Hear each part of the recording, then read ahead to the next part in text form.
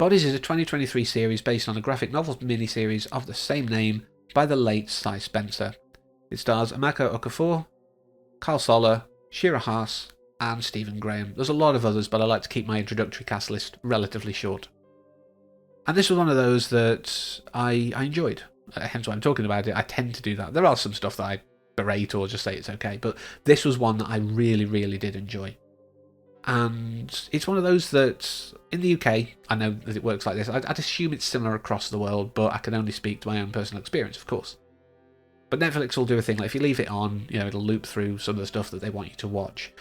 Probably a lot of that is, interest-based, based on what you've watched and liked. But I think there are some that are, we've spent a lot of money on this, whether to acquire the rights or to fund it ourselves. So please watch it. If that's the case with Bodies, I think it's justified. I did enjoy this a lot. It does some hand-wavy stuff. It does some stuff perhaps, not amazingly well.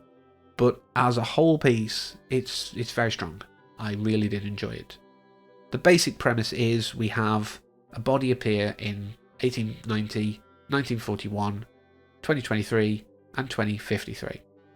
The weird bit is, they seem to be the same person, with the gunshot wound to the left eye, and a strange marking on the wrist, arriving as naked as the day they were born. So 4 detectives across these time periods are trying to figure out what happened. Is this a murder? But where's the exit wound if that is a gunshot wound to the eye? When the later detectives in the other time periods are looking at it and they discover that, in fact, there is a historical version of this exact same thing, why is this happening, the same body across these time periods? And leaving messages for the future, or the past. And it's very interesting. I love time travel stuff that isn't just going through time. I mean, it does that thing. I don't think they ever gave an explanation. If they did, I didn't catch it. And it's not alone in this. A lot of things don't do it just for simplicity's sake. But they never explicitly factor in the space element. Because our universe is expanding.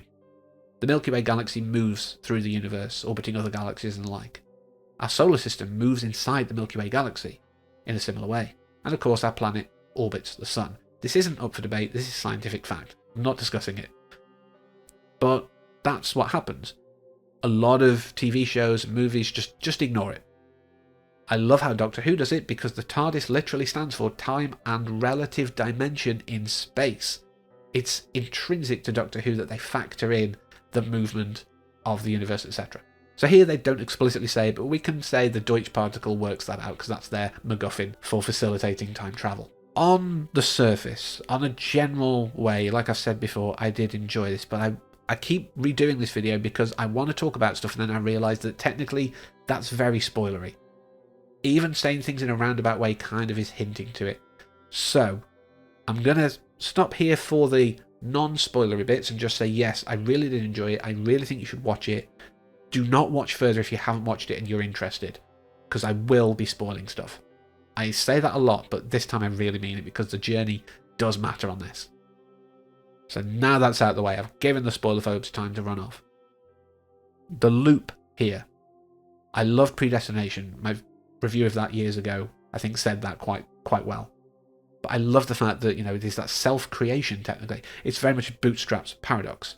Without the unmarried mother, Ethan Hawke wouldn't exist, and vice versa. Same here. The character Stephen Graham plays is Elias Mannix, as an adult, anyway. And I'll talk about the child version a bit later because I've got issues. But, yeah, Mannix is a guy who, felt he wasn't loved, his mother abandoned him, and then goes back in time to become Sir Julian Harker, to then get with the detective who's investigating the murder, like his daughter, to have children that then spawn him down the line from generations.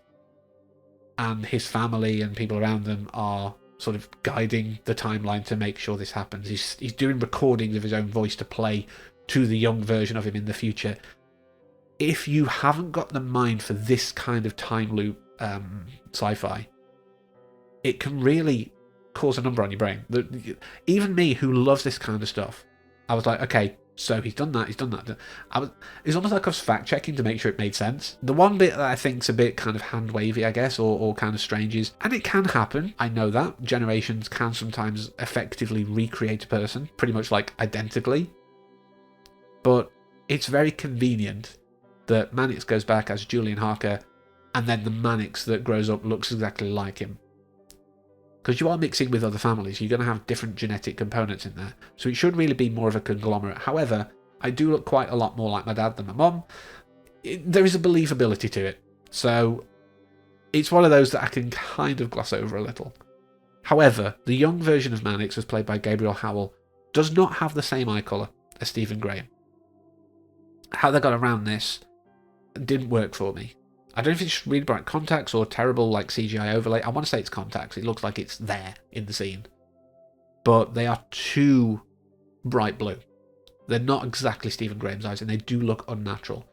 Every scene that Gabriel Howell was in as young Elias, I was taken out of it. I genuinely was. That's not great, but the fact that I'm still saying I really enjoyed it even with that, I think is testament to how much I really got on with this. The one thing that I think threw me is, by the end of episode 6, we're like, okay, we know how the loop works, we know why it works, etc. This makes sense now, so why have we still got 2 episodes? Those 2 episodes were, how do we undo it?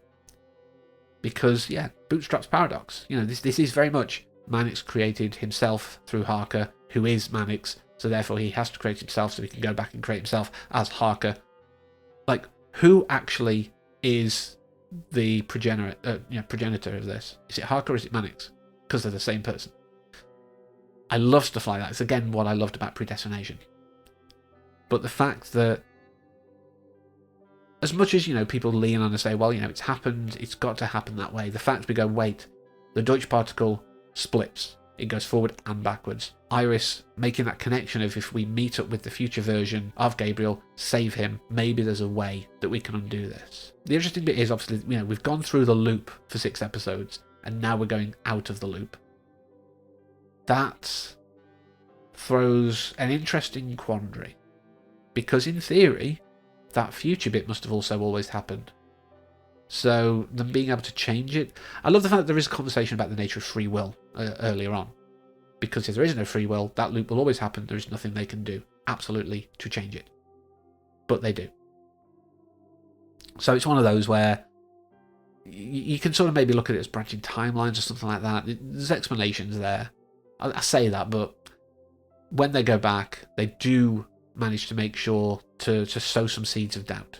Iris goes back and tells Hollinghead, you know, the situation, so he can put those seeds of doubt in before he dies, so that then that colours the future, and he creates a secret record, which is then played to the young Elias in the future, for him, our present, to stop the horrific event. Elias disappears because he never went back in time, created himself. And various other people obviously pop out because their future no longer exists. And it seems, you know, nice and closed. Like, obviously the future that happened, you know, as far as we're aware, because of the explosion, didn't, because that was Elias doing it. And it was his sort of cult. So it no longer happens. That future is prevented. And then the last thing, we have Iris driving a taxi. And I can't understand that at all. I don't like to watch other people's reviews or explanations of stuff, you know, if I'm going to talk about it. So maybe after I record it, I'm going to go and look it up and maybe put it in the edit if I think it warrants it. But that's the one thing I can't rationalise. Everything else, it does make sense. Because if you're like, well, wait, no, because the timeline shouldn't reset because there was no time machine in the future. Exactly. Either way, Mannix doesn't go back in time, so it's fine. However, there is the thing of the only reason that doesn't, or all of that doesn't happen technically, is because it happened and they undid it. But, again, if Mannix was the whole reason for it, if Mannix doesn't exist, it doesn't happen. Yeah, it is still that thing of, like, you've got to look at every side, and it does mostly pan out. But, I mean, I've gone on for the better part of 10 minutes about this. I could literally gush about it, and I do think it's definitely worth a watch. And obviously, for the people watching now, I really hope you've seen it, because I've really told you everything you need to know. So I'm going to wrap up now before I waffle any more on it. So thank you very much for watching, and as always, until next time, take care. And know you are loved.